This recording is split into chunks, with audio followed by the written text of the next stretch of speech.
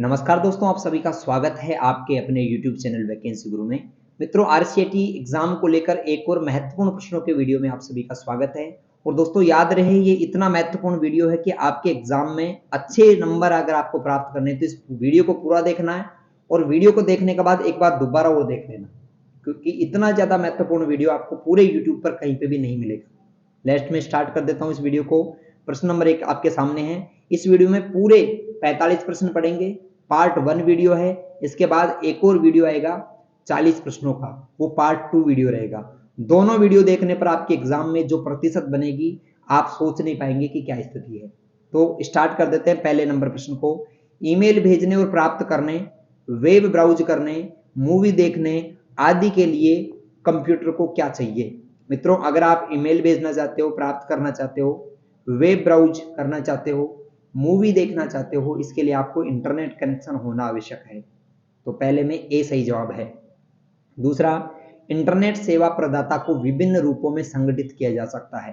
मित्रों, इंटरनेट जो सेवा प्रदाता होता है, आईएसपी, इंटरनेट सर्विस प्रोवाइडर, वो विभिन्न रूप से संगठित किया जा सकता है। वाणिज्यिक समुदाय का स्वामित्व वाला, गैर लाभकारी, निजी स्वामित्व वाला, या उपरोक्त सभी। मित्रों, ये सभी प्रकार के हो सकते हैं। व्यापारी भी हो सकता है, गैर लाभकारी संस्था भी हो सकती है, निजी स्वामित्व वाला भी हो सकता है। तीसरा, आईएसपी का आमतौर पर प्रदान की जाने वाली इंटरनेट सेवाएं हैं। इंटरनेट सर्विस प्रोवाइडर हमें कौन कौन सी सेवाएं देता है? मित्रों, इंटरनेट सर्विस प्रोवाइडर हमें इंटरनेट एक्सेस करने और वेब होस्टिंग की सेवा भी देता है, डोमेन नेम रजिस्ट्रेशन और इंटरनेट ट्रैफिक जैसी सेवाएं भी देता है, यूजनेट सेवा और कलेक्शन सेवा भी देता है। उपरोक्त सभी इसका सही जवाब होगा। चौथा प्रश्न है, खालिस्तान एक उपकरण या प्रोग्राम है जो प्रोग्राम कंप्यूटर को डेटा संचारित स्थानांतरित करने में सक्षम बनाता है। यानी कि एक ऐसा उपकरण प्रोग्राम है जो कंप्यूटर में डेटा संचारित यानी इंटरनेट चलाने के लिए और डेटा को ट्रांसफर करने में सक्षम बनाता है। मोडेम कहलाता है। क्या कहलाता है मित्रों? मोडेम। कंप्यूटर में सूचना खालिस्तान में संग्रहित होती है। दोस्तों, कंप्यूटर में सूचना जो होती है वो कहां पर संग्रहित होती है? सूचना एनालॉग, डिजिटल फ्रेम, मोडेम या उपरोक्त सभी। इसका सही जवाब है डिजिटल फ्रेम में स्टोर होती है। अगला, टेलीफोन लाइनों में सूचना खालिस्तान में संग्रहित होती है। जैसे कंप्यूटर में तो डिजिटल फॉर्म में होती है, वैसे टेलीफोन लाइनों में जो डेटा होता है, सूचना होती है, वो एनालॉग सूचना होती है। टेलीफोन लाइनों में एनालॉग और कंप्यूटर के अंदर डिजिटल फ्रेम, ये ध्यान रखना है।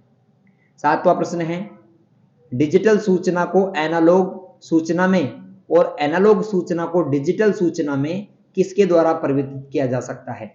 यानी आपके कंप्यूटर के डेटा को डिजिटल को एनालॉग और एनालॉग को डिजिटल में कन्वर्ट करने के लिए किसका इस्तेमाल करते हैं? मित्रों, इसके लिए हम मोडेम का इस्तेमाल करते हैं। ऑप्शन डी ठीक आंसर है। अब पूछ रहा है मोडेम के कितने प्रकार हैं? तो मोडेम के जो प्रकार हैं वो कौन कौन से हैं? देखो, मोडेम आंतरिक मोडेम भी होता है, बाह्य मोडेम भी होता है, पीसी कार्ड मोडेम भी होता है। तो उपरोक्त सभी मोडेम सभी प्रकार का होता है, पीसी कार्ड, इंटरनल, एक्सटर्नल। तो उपरोक्त सभी इसका ठीक आंसर है। 9वां प्रश्न है, खालिस्तान उन सभी वेबसाइट्स और पेजों को दिखाता है जिन्हें हमने पहले देखा है। यानी इंटरनेट पर हमने क्या क्या पेज देख लिए, कौन कौन सी वेबसाइट चला ली, उसको देखने के लिए हम हिस्ट्री का इस्तेमाल करते हैं। तो हिस्ट्री में वो सारी चीजें सेव रहती हैं। अगला प्रश्न है, इंटरनेट से कंप्यूटर में फाइल सेव करना क्या कहलाता है? मित्रों, इंटरनेट से कंप्यूटर में आपके कंप्यूटर में एक फाइल लाना चाहते हो, तो इंटरनेट से कंप्यूटर में फाइल लाना क्या कहलाता है? दोस्तों, ये जो है इंटरनेट से कंप्यूटर में फाइल लाना, इसको हम डाउनलोडिंग कहते हैं। क्या कहते हैं मित्रों? डाउनलोडिंग कहते हैं। ऑप्शन ए इसका सही जवाब है।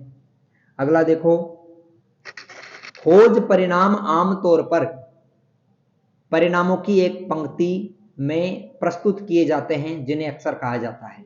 मित्रों, जो सर्च रिजल्ट होते हैं वो आमतौर पर एक पंक्ति में एक टेबल टाइप का बन जाता है, उसमें आता है। तो जिन्हें अक्सर हम क्या कहते हैं मित्रों? उन्हें हम सर्च इंजन रिजल्ट पेज कहते हैं। वो जो पेज आ जाता है ना सर्च करने के बाद, उस पेज को हम सर्च इंजन रिजल्ट पेज कहते हैं। जैसे गूगल पर आपने कुछ सर्च किया तो ऐसी लाइनें आ जाती हैं। ऐसी लाइन है। इसको हम इस पेज को, पूरे पेज को सर्च इंजन रिजल्ट पेज, खोज इंजन परिणाम पृष्ठ के नाम से जानते हैं। 12वां प्रश्न है, और एक बात तो आपको ध्यान में है कि वैकेंसी गुरु से बाहर आरसीईटी एग्जाम में कुछ भी नहीं आता है। और अगर आप कंप्यूटर के किसी भी क्षेत्र की तैयारी कर रहे हो, राजस्थान पुलिस, पटवारी, आरसीईटी, जो भी आपको वैकेंसी गुरु से तैयारी कर रहे हो, तो आप निश्चिंत हो जाइए, चैनल को सब्सक्राइब कर लीजिए। आपकी बेहतर परसेंटेज और अच्छी जगह नंबर, मतलब सभी जगह पर अच्छे अच्छे नंबर आएंगे। 12वां प्रश्न है, निम्न में से कौन सा सर्च इंजन विशेष रूप से वैज्ञानिक जानकारी के लिए बनाया गया है? ऑप्शन है गूगल, याहू, साइरस या अल्ट्रा विस्टा। इसका सही जवाब है दोस्तों साइरस। ऑप्शन सी इसका सही जवाब है। कौन सा सॉफ्टवेयर एप्लीकेशन इंटरनेट पर स्वचालित कार्य करता है? इंटरनेट बोट, वेब ब्राउजर, सत्र या कुकी। जिसका सही जवाब है इंटरनेट बोट। ये सॉफ्टवेयर ऐसा एक एप्लीकेशन है जो इंटरनेट पर स्वचालित काम करता है। ऑनलाइन बैंकिंग एक खालिस्तान प्रणाली है। दोस्तों, ऑनलाइन बैंकिंग जो होता है वो एक इलेक्ट्रॉनिक प्रणाली है, स्वचालित प्रणाली है, आर्थिक प्रणाली है या ई कॉमर्स प्रणाली है? मित्रों, ऑनलाइन बैंकिंग एक आर्थिक प्रणाली है ना, यानी इकोनॉमिक सिस्टम है।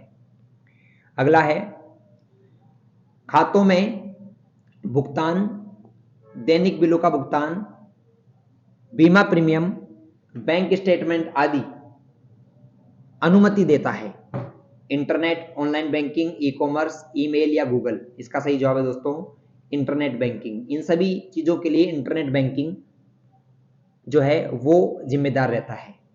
अगला प्रश्न, वित्तीय संस्थान ग्राहकों द्वारा किए गए लेन देन से संबंधित जानकारी भेजते हैं, संदेश से, ईमेल से, दोनों से? अगर आप बैंक में कोई भी ट्रांजेक्शन करते हो तो या तो आपके पास मैसेज आता है या ईमेल आता है, ए और बी दोनों सही जवाब है। अगला है, ऑनलाइन बैंकिंग के लाभ क्या क्या है? मित्रों, ऑनलाइन बैंकिंग का एक लाभ है कहीं भी कभी भी 24/7 इसका इस्तेमाल कर सकते हो। लेन देन पर कम लागत, समय की बचत और सुरक्षित होता है, बिल्कुल ठीक है। पैसा तुरंत स्थानांतरित होता है, उपयोगिता बिलों का भुगतान भी कर सकते हो, बिल्कुल ठीक है। उपरोक्त सभी, इसका सही जवाब है उपरोक्त सभी। 18वां प्रश्न, बैंक खाते कितने प्रकार के होते हैं? मित्रों, बैंक खाते चालू खाता भी होता है, बचत खाता भी होता है, आवर्ती खाता भी होता है, उपरोक्त सभी प्रकार के बैंक अकाउंट होते हैं। ऑप्शन डी ठीक जवाब। एक डिजिटल भुगतान प्रणाली ऑनलाइन लेनदेन के लिए भुगतान स्वीकृत प्रदान करती है, इलेक्ट्रॉनिक, ऑफलाइन, नगद भुगतान या फिर उपरोक्त सभी? मित्रों, डिजिटल भुगतान प्रणाली में हम केवल इलेक्ट्रॉनिक पेमेंट ही कर सकते हैं, ऑनलाइन पेमेंट कर सकते हैं, ऑफलाइन की स्वीकृति इसमें नहीं मिलती। 20वां, डिजिटल भुगतान प्लेटफॉर्म, भुगतान गेटवे किसके द्वारा एकीकृत किए जाते हैं? मित्रों, डिजिटल भुगतान प्लेटफॉर्म, भुगतान गेटवे जो है वो किसके द्वारा एकीकृत किए जाते हैं? उसमें से कौन सा है जो डिजिटल पेमेंट का प्लेटफॉर्म है? डेबिट कार्ड, ठीक है ना, डेबिट कार्ड गेटवे है ऑनलाइन पेमेंट का। नेक्स्ट है, क्रेडिट कार्ड कौन जारी करता है? मित्रों, क्रेडिट कार्ड बैंक भी जारी करते हैं और वित्तीय संस्थान भी जारी करते हैं। ऑप्शन ए और बी दोनों इसका सही जवाब होगा, ऑप्शन ए और बी दोनों। अगला देखो, क्रेडिट कार्ड के प्रकार क्या क्या हैं? क्रेडिट कार्ड के कौन कौन से प्रकार हैं, फटाफट से जवाब दीजिए, आपको कमेंट करना है इस पर। मित्रों, मैं आपको बताना चाहूंगा कि क्रेडिट कार्ड के जो प्रकार हैं वो वीजा, अमेरिकन एक्सप्रेस, बिल्कुल ठीक है, मास्टर कार्ड, डिस्कवर, उपरोक्त सभी। 22वें में ऑप्शन डी सही जवाब है, ये सभी क्रेडिट कार्ड के प्रकार हैं। अगर आपने जवाब दिया ऑप्शन डी तो ठीक आंसर। 23वां देखो, सुरक्षित और सत्यापित ऑनलाइन भुगतान करते समय सुनिश्चित करें कि एड्रेस बार में क्या क्या है? बताओ फटाफट से, कमेंट करो। सुरक्षित और सत्यापित ऑनलाइन भुगतान करते समय हमें एड्रेस बार में क्या क्या चीजें देखनी चाहिए, ये बताओ आप। और मैं आपको बताऊंगा दोस्तों, लॉक का सिंबल भी देखना चाहिए, HTTPS भी देखना चाहिए, तो इसका सही जवाब है ए और बी दोनों, ठीक है। ऑप्शन सी अगर आपने जवाब दिया तो बिल्कुल ठीक है। क्रेडिट कार्ड नंबर में कितने अक्षर होते हैं? दोस्तों, क्रेडिट कार्ड के जो नंबर होते हैं उसमें 16 अक्षर होते हैं, याद रखना 16, मतलब आधार कार्ड से 4 ज्यादा। आधार कार्ड में 12 होते हैं, क्रेडिट कार्ड में और डेबिट कार्ड, ATM कार्ड में भी 16 होते हैं, क्रेडिट कार्ड में भी 16 होते हैं। अगला है फास्टैग किस वाहन पर लगाया जाता है? दोस्तों फास्टैग 4 पहिया वाहन पर भी लगाया जाता है और 4 से अधिक पहिया वाहन पे भी लगाया जाता है। ए और बी दोनों सही जवाब है, यानी दुपहिया और 3 पहिया वाहनों पर ये नहीं लगता है फास्टैग। अगला, फास्टैग वाहन पर कहां पर लगाते हैं? तो दोस्तों फास्टैग जो है उसकी फ्रंट स्क्रीन पर लगाया जाता है, फ्रंट जो विंड स्क्रीन है उस पर लगाया जाता है, ऑप्शन बी। फास्टैग किस विधि द्वारा काम करता है मित्रों? फास्टैग में RFID टेक्नोलॉजी का इस्तेमाल करते हैं, रेडियो फ्रीक्वेंसी आइडेंटिफिकेशन, RFID। अगला, फास्टैग वैलिड है? फास्टैग 5 वर्षों तक वैलिड रहता है। फास्टैग जो होता है दोस्तों 5 वर्ष तक वैलिड रहता है, उसके बाद उसको रिन्यू कराना पड़ता है, नया बनवाना पड़ता है। तो फास्टैग 5 वर्ष तक वैलिड है। नेक्स्ट क्वेश्चन, भारत में फास्टैग सबसे पहले किस हाईवे पर और कब शुरू किया गया था?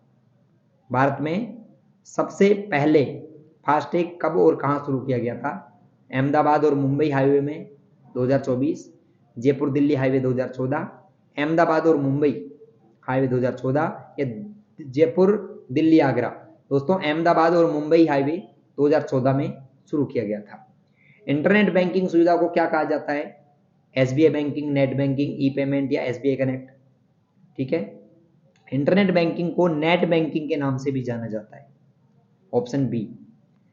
31वां प्रश्न है, और ऐसे प्रश्न दोस्तों जो एग्जाम में हूबहू मिलते हैं विद ऑप्शंस, ऐसे इस वीडियो में प्रश्न है, और आगामी सेकंड नंबर पार्ट में भी ऐसे ही आपको प्रश्न मिलेंगे। तो आपकी अच्छी तैयारी हो, इस वजह से वैकेंसी गुरु टीम ने आपके लिए प्रश्न बनाए हैं। अगला प्रश्न देखिए क्या है, RTGS का मुख्य उपयोग मुख्य रूप से निम्नलिखित श्रेणी में धन के हस्तांतरण के लिए किया जाता है। RTGS का उपयोग 2 लाख से अधिक के बड़े लेन देन होते हैं ना, उनके लिए किया जाता है, उससे छोटे के लिए NEFT काम में लेते हैं। तो 2 लाख रुपए से ज्यादा बड़े लेन देन RTGS के माध्यम से होते हैं। RTGS में धन का हस्तांतरण कब संसाधित किया जाता है? दोस्तों RTGS में आप पैसे ट्रांसफर करते हो ना, वो तुरंत और व्यक्तिगत रूप से ट्रांसफर हो जाते हैं, फटाफट से, ज्यादा समय नहीं लगता। 33वां, इंटरनेट के माध्यम से उत्पादों और सेवाओं की खरीद और बिक्री से तात्पर्य है? ई कॉमर्स, इंटरनेट बैंकिंग, ई भुगतान या ई जॉब्स? दोस्तों इसका सही जवाब है इंटरनेट के माध्यम से सेवाओं और वस्तुओं का जो विक्रय होता है उसको ई कॉमर्स के नाम से जानते हैं। 34वां क्वेश्चन है, B2C, B2B, C2C और C2B, एम कॉमर्स, ये सब किसके प्रकार हैं? मित्रों ये सारे के सारे ई कॉमर्स के प्रकार हैं, इलेक्ट्रॉनिक कॉमर्स, ऑनलाइन व्यापार के प्रकार हैं। अगला है B2C ई कॉमर्स के उदाहरण हैं। दोस्तों B2C ई कॉमर्स का उदाहरण कौन सा है? बिजनेस टू कंज्यूमर की सेवा देता है, फ्लिपकार्ट, स्नैपडील, पेटीएम, ये सभी B2C ई कॉमर्स के उदाहरण हैं। 37वां क्वेश्चन, B2B ई कॉमर्स के उदाहरण कौन सा है? मित्रों B2B, business to business, india.alibaba.in है, amazon.business.in है, ए और बी दोनों, ए और बी दोनों इसका सही जवाब होगा, ठीक है ना। 37वां क्वेश्चन है, एम कॉमर्स का उदाहरण है मोबाइल कॉमर्स, ठीक है, एम कॉमर्स का मतलब मोबाइल कॉमर्स, ऑप्शन सी इसका ठीक आंसर है। अगला प्रश्न देखो 38वां, एम कॉमर्स के लाभ हैं, ये प्रश्न बताऊं उससे पहले एक बात ध्यान से सुन लो। अगर आप अभी भी ऐसा आपको लगता है कि सर हमारी तैयारी बहुत कमजोर है, हम पास भी होंगे कि नहीं होंगे, हम खुद अपने आप को कमजोर फील कर रहे हैं, तो दोस्तों आप लोग गूगल में वैकेंसी गुरु वेबसाइट सर्च करना। वैकेंसी गुरु वेबसाइट पर 600 प्लस इंपॉर्टेंट क्वेश्चंस मिलेंगे, आपको सभी ओल्ड पेपर मिलेंगे और फ्री में मॉडल टेस्ट पेपर और आपको ऑनलाइन टेस्ट यहां पर देखने को मिलेंगे। तो इस वीडियो को देखने के बाद गूगल में सर्च करना वैकेंसी गुरु या RCIT इंपॉर्टेंट क्वेश्चंस वैकेंसी गुरु या RCIT ऑनलाइन टेस्ट वैकेंसी गुरु सर्च करोगे तो वैकेंसी गुरु वेबसाइट पे चले जाओगे, वहां से सभी प्रकार के फ्री में इंपॉर्टेंट क्वेश्चंस ऑनलाइन टेस्ट आपको देखने को मिलेंगे, ठीक है मित्रों, तो ये जरूर करें। चलते हैं हम अगले प्रश्न पे। एम कॉमर्स के लाभ है सुविधा, उत्पादकों की श्रृंखला, पैसे की बचत, माल की वापसी, भुगतान विकल्प, उपरोक्त सभी, ये सभी प्रकार के ऑप्शन एम कॉमर्स में हमें मिलते हैं। अगला SNS का पूरा नाम है social networking services, social networking service, ठीक है। अगला 40वां प्रश्न है, कौन सी सोशल नेटवर्किंग साइट पेशेवर अनुसरण और दृश्य सामग्री को साझा करने और इसे खोजने पर ध्यान केंद्रित करती है? मित्रों, सोशल नेटवर्किंग की वो साइट जो पेशेवर अनुसरण और दृश्य सामग्री को शेयर करने के लिए ध्यान केंद्रित करती हैं, उसको हम क्या कहते हैं मित्रों? उसको हम कहते हैं इंस्टाग्राम, जिसपे फोटोज आप डालते हो। अगला, ई कॉमर्स के शुरुआती वर्षों में दौरान फंडिंग का प्राथमिक स्रोत क्या था? ई कॉमर्स के शुरुआती वर्षों में जो फंडिंग का प्राथमिक स्रोत था वो था दोस्तों बैंक लोन। बैंक से लोन लेके उन्होंने काम किया था। अगला, ई कॉमर्स का वह आयाम जो राष्ट्रीय सीमाओं के पार वाणिज्य को सक्षम बनाता है, उसे हम क्या कहते हैं? दोस्तों, ई कॉमर्स का वह आयाम जो राष्ट्रीय सीमाओं के पार जाता है उसको हम विश्वव्यापी पहुंच कहते हैं। ठीक है। अगला, ऑनलाइन शॉपिंग साइट पर शॉपिंग कार्ट का प्राथमिक कार्य क्या है? शॉपिंग कार्ट में हम दोस्तों जो भी सामान लेते हैं उसमें ऐड कर सकते हैं, ऐड टू कार्ट। तो उपयोगकर्ता इसमें क्या कर सकता है? खरीद के लिए चयनित वस्तुओं का भंडारण कर सकता है। कौन कौन सी वस्तुएं खरीदेगा उसको स्टोर कर सकता है। अगला, सोशल नेटवर्किंग साइट की प्राथमिक विशेषता क्या है? जो उपयोगकर्ता को चित्र साझा करने और वीडियो शॉट करने की अनुमति देता है। इसको दोस्तों हम स्टेटस अपडेट कहते हैं। सोशल मीडिया पे हम क्या करते हैं, छोटे छोटे वीडियो और इमेज शेयर कर सकते हैं ना, उसको स्टेटस अपडेट करना कहते हैं।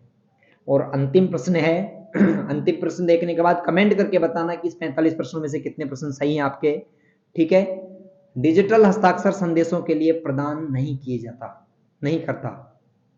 डिजिटल हस्ताक्षर संदेशों के लिए क्या प्रदान नहीं करता? प्रमाणीकरण करता है, गैर अस्वीकृति, ठीक है, गोपनीयता और ग्राहक सहायता प्रदान करता है। दोस्तों, इसका सही जवाब ये नहीं करता है की जगह करता है रहेगा यहाँ पर, और इसका सही जवाब रहेगा डिजिटल हस्ताक्षर संदेशों को प्रमाणित करता है, यानी ऑप्शन ए इसका सही जवाब है। ऐसे करके 35 में से कितने प्रश्न आपके सही हुए कमेंट करके बताएं। वीडियो कैसा लगा, अच्छा लगा तो लाइक कीजिए, अपने दोस्तों के साथ शेयर कीजिए। ऐसे ही मिलते रहिए वैकेंसी गुरु पर। सभी को नमस्कार, राम राम, जय श्री राम।